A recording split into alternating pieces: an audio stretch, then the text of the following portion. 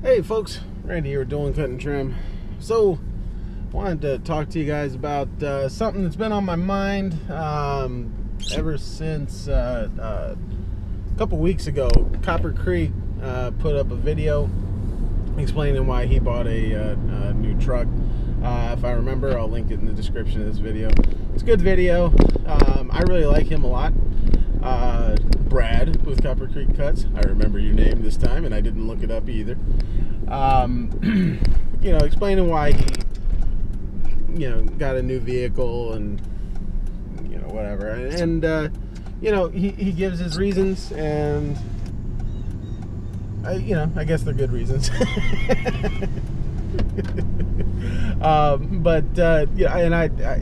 He knows this, but I disagreed with most of what he had to say, and he was like, and so I figured I would share my thoughts on it and just where I'm coming from. So the thing you got to keep in mind for me, there's a couple of things. First one is I don't go into debt for anything. I don't go into debt for cars. I don't go into debt for mowers, equipment. I don't go into debt for anything. The only thing I'll go into debt for is I do have a mortgage. Outside of that, just no. And so that's the first thing. The second thing, in my opinion, financially, it rarely makes sense to buy something brand new. Very rare. It's got to be a pretty cheap item for it to make sense to buy it brand new. Like a string trimmer, you buy it for $300 brand new. You could get it used for $150, $200, but if you end up spending $100 on repairs, which you will if you ever have to repair it, then you might as well just got a brand new one. So like with handheld equipment, I'm a lot more okay with buying brand new. And honestly, like at some point I am going to buy a brand new mower, but I'll pay cash for it. The Time Master I bought brand new. But then like my main mower, my Toro Pro line, I bought that used, and I've just repaired it as it's gone. And honestly, if you're willing to make the repairs yourself, mowers pretty much won't die. The only thing that could kill it is if the actual frame or deck rusted out. And even then, only if you would have to have been really what's the word I'm looking for? Really irresponsible with it. Because if you see rust spots, you can patch it, you can re-weld things. My deck has been welded, I think, 3 times, and the frame has been welded twice. So, it's one of those things where it's, in my opinion, there's never a point where it's not worth fixing. Like right now, the mower on it, I'm actually about to do a major overhaul on the fuel system because the engine's just been pretty sluggish. And I'm going to try and overhaul the fuel system to see what else I can do. At this point, the ignition coil's new, the spark plug's new. It's getting its oil changes, all that fun stuff. So, but it does have an aftermarket carb, so I'm going to replace the carb with an OEM, and we'll see what we can make happen. But worst case scenario, I get a brand new engine, and it's $500. Briggs & Stratton engines, $500. I put it on there, good as new. Everything else on the mower is pretty new because I've been replacing it all. So, if I was going to buy a similar Toro belt drive walk behind, I'd be looking at $5,000. It's just, to me, $500 versus $5,000, it feels like a no-brainer. And that's the same attitude I have with vehicles. I have a problem. I don't even think it's a problem. I actually consider it a blessing, where I assign my own value to things. And I wasn't interested in paying more than $2,000 for a truck. I honestly was more closer to wanting to pay $1,500 for a truck. And so the work truck that I'm driving in right now, I paid $1,500 for it. And did it need some work? Yes. I paid way too much for the stuff it needed to get on the road and pass inspection. I paid way too much in my opinion. The most expensive brake job I've ever gotten. But to get it on the road with the brake job and a couple other things, it cost me $1,000. So $2,500. And since then, if you don't count the if you don't count oil changes and regular maintenance, the only other thing I've had to do to this truck was I had to put a tire on it the other day. That cost me $70. So at this point, I've owned the truck for 1 year, and it's cost me $2,500. We'll just say $2,600. All right, so I've had it pretty close. I've had it. I've had it for 10 months, and I've paid $2,600 total, including all the repairs. So you compare that to somebody who's bought a brand new truck. So I don't even know what brand new trucks cost, because that's just not even on my radar. So you compare that to somebody who's got a brand new truck, and we'll just say $30,000. So if you got a $30,000 truck, and I'm literally making this crap up as I go, because I don't know. I don't know what I don't know. So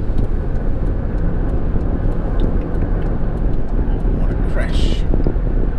But you take a $30,000 truck times 2% interest, assuming you got good interest, so that's $3,600.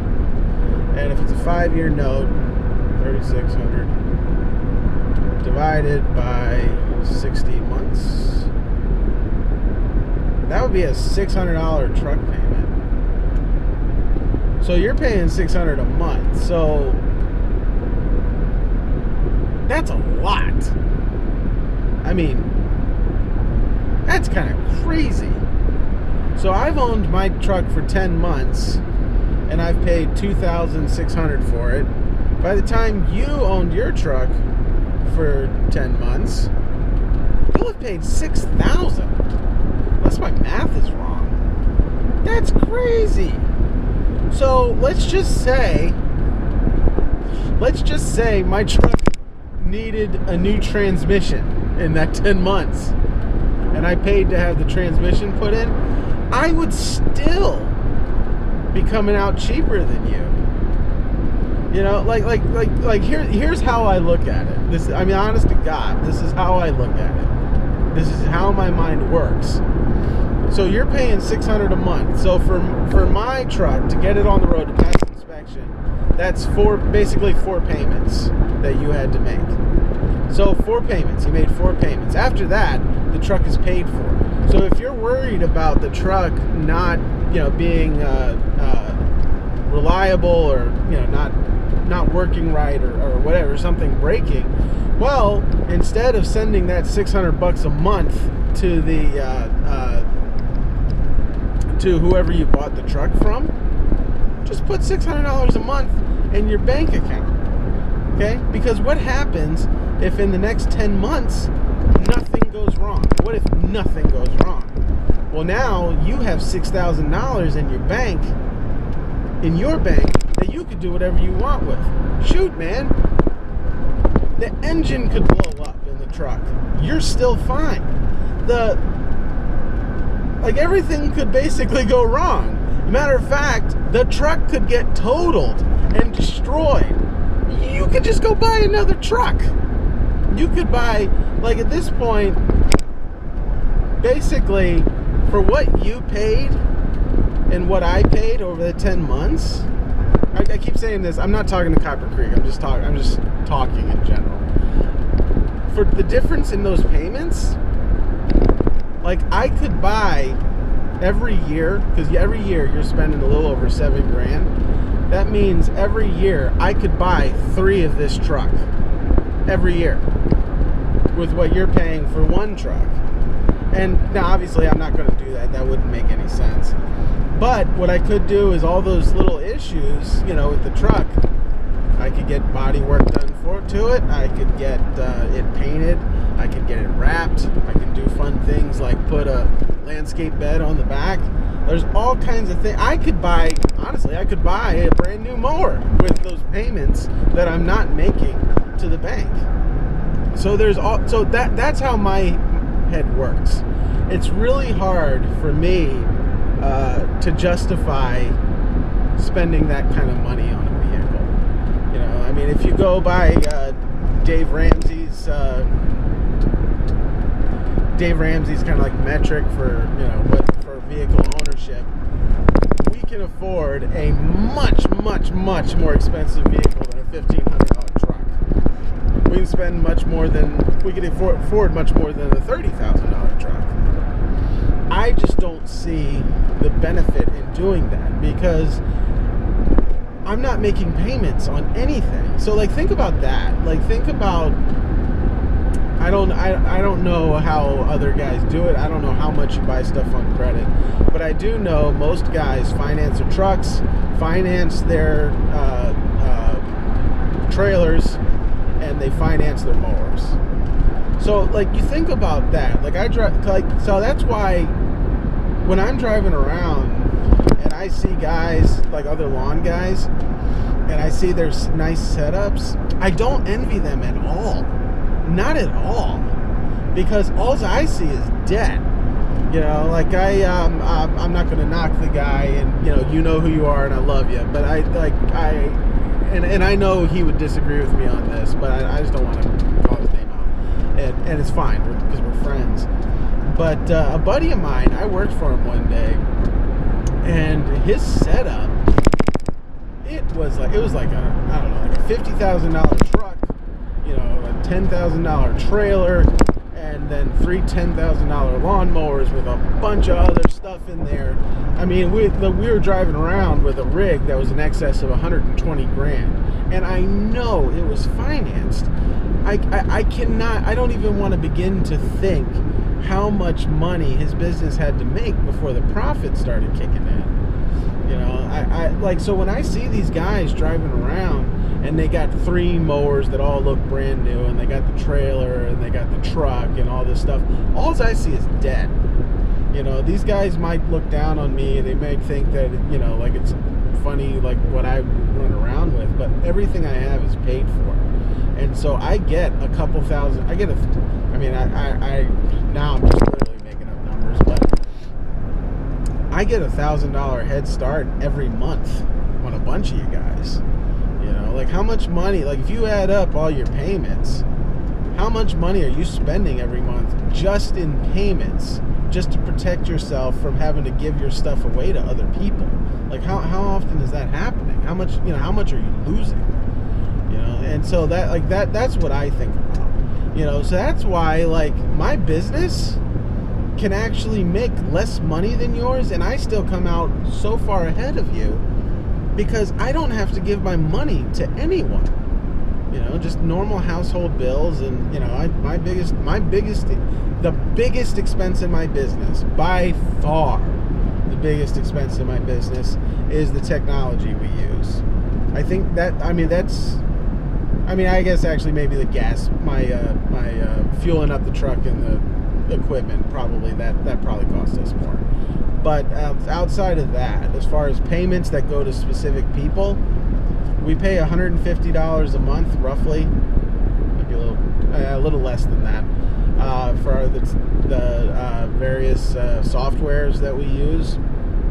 That's the biggest one we got. Some of you guys, I mean, you know, I just don't even, I can't imagine, you know. And then, because, you know, the thing is, and you guys know this, obviously, you know, when wintertime comes, you still got to make your payments. When my wintertime comes, I don't. You know, all my bills just go down, except for my heating bill, because I'm home all day. You know, so it's just, it's really hard for me to justify financing equipment, and I include the vehicles in that. because I could pretty much rebuild the vehicle I'm already driving with the payments I would be making, you know. I mean, it kind of makes me laugh. I listen to the Dave Ramsey show a lot, the podcast version of it, and I always laugh because, people call in, I just don't know if I can find a reliable $5,000 vehicle. And I'm like sitting in here, I'm like, well, I've got a truck that I've got owned for 10 months that I've put 12,000 miles on so far. And so far I'm only in it $2,600. People get stuff in their head. And I think maybe it's because cars are like a status thing, or maybe I don't know, because I don't understand it. I'm not a car guy. I don't care, But you get so hyped up about you need to have the expensive thing, and you don't, And the cheaper versions of these things are way more reliable than you give them credit for being.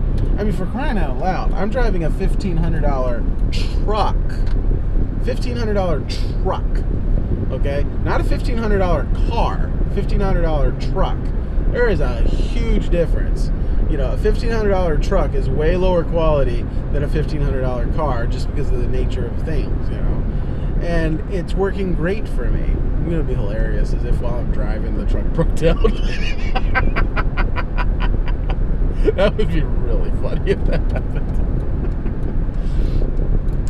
But you get my point. We hype ourselves up so much. I mean, even and I'm guilty of it to an extent. I don't have to have steel trimmers, or steel blowers. I don't have to have that. I could make it work with a like a Ryobi or I can't think of any other brand, but you could make it work with the cheaper thing. And I guess I could argue that this is just an extravagance that I've chosen to allow in my business. That I use the steel trimmer because Ryobi trimmer, $100. Buy 3 of them, I'm still paying less money. So even if they break down, it's not that big a deal. So that's how my mind works. Now I refuse to do that, but that's just kind of where my head goes. I'm looking to do things as cheaply and efficiently as possible, and where those butt heads, that's when we have to kind of make a decision.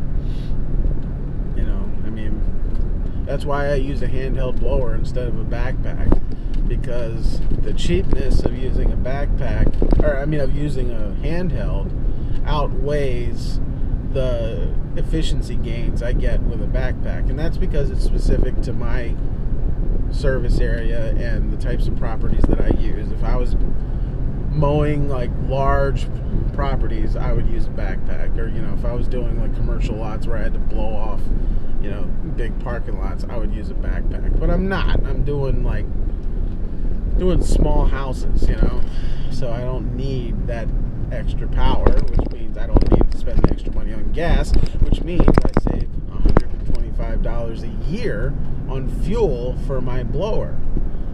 So my blower has long since been free and is about to pay for a second one if I wanted it.